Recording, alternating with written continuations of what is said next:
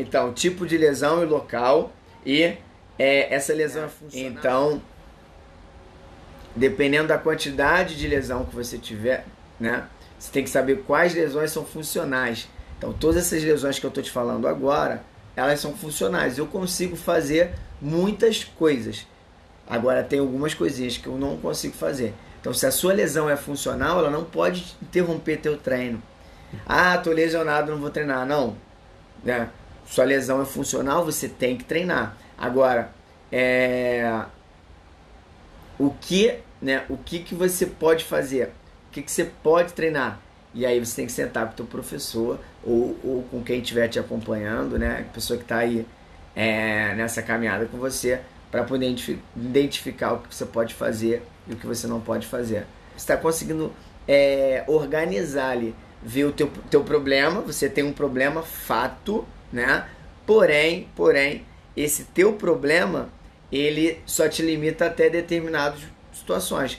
Para as outras você consegue fazer. Então, tipo de lesão, local da lesão, é uma lesão funcional, né? E quais movimentos eu consigo. Então, a gente passou pelas fases, né? Tipo e local da lesão, é uma lesão funcional, sim ou não, quais movimentos você consegue fazer. Respondi algumas perguntas, vamos prosseguir.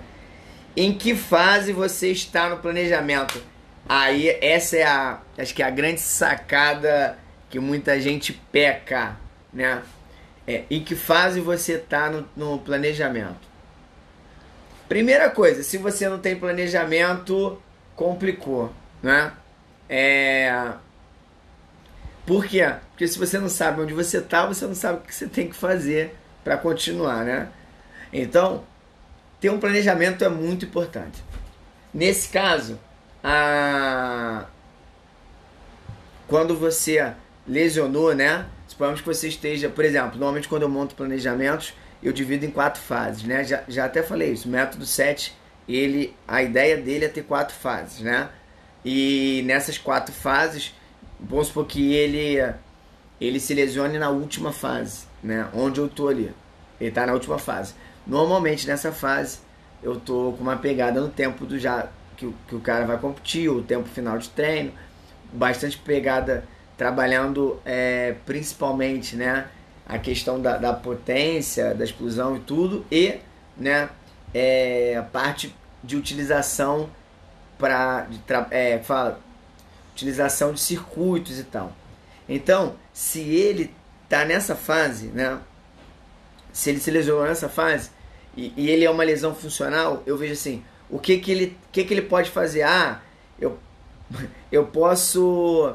O cara consegue fazer armlock na guarda e triângulo, beleza?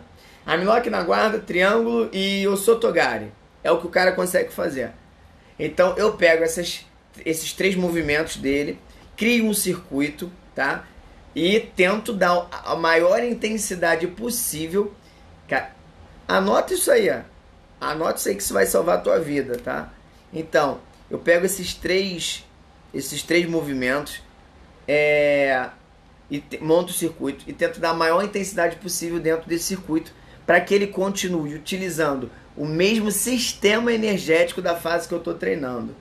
Isso é fundamental. Por quê? Porque é o que a gente pode fazer agora, é o que vai dar resultado e eu estou trabalhando as mesmas fontes energéticas, o mesmo tipo de estresse fisiológico, né, para o organismo dele. E eu estou conseguindo, nesse caso, né, trabalhar o máximo de musculatura possível dentro da modalidade. Então, Lúcio, é o ideal? Não, não é o ideal. O ideal era que ele estivesse fazendo tudo, porém a gente tem uma limitação e dentro da limitação que a gente tem, a gente está fazendo o melhor. Beleza? Anotaram isso? Não anotaram? Perdeu aí uma grande oportunidade, que são uma dica de ouro. Ninguém vai te falar isso. Lugar nenhum você vai ouvir isso.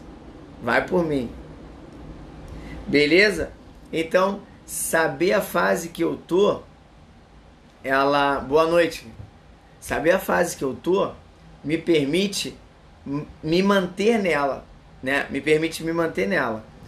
E aí eu consigo criar com o que o meu aluno está podendo fazer estresses, né, no organismo dele, né? Tipos de treinos que vão continuar nessa mesma fase. Pô, Lúcio, eu não planejo, eu saio dando treino todo dia e tudo. Aí a gente vai ter dois erros grandes, muito, muito grandes. Né? Primeiro é você não estar planejando, e o segundo é o que você vai fazer com ele. Né? Aí nesse caso, cara, assim, eu aconselho você colocar ele para fazer o máximo de movimento possível que ele puder, né? Dentro do tempo de luta dele, vamos botar assim. Não é o ideal, mas você não tem nada, é melhor do que não ter nada. Beleza? Tranquilo? Entenderam por que planejar é importante? Osse? Tranquilo?